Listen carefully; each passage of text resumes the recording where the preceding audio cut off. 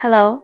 Does the first step out of bed make you wince in pain? Does walking feel like needles stabbing your heels? Here are 5 tips to relieve heel pain and help you enjoy walking again.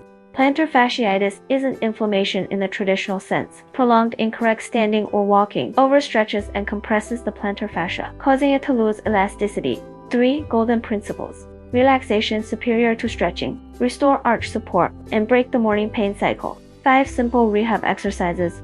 1. Soleus muscle release. Stand with one foot in front. Bend the back knee with heel on the ground. Feel deep calf stretch. 2. Resistance band stretch. Sit with legs straight. Pull the band while flexing toes toward you to expand the arch. 3. Toe stretch. Press toes against the wall. Keep heel on the ground. Gently stretch the plantar fascia. 4.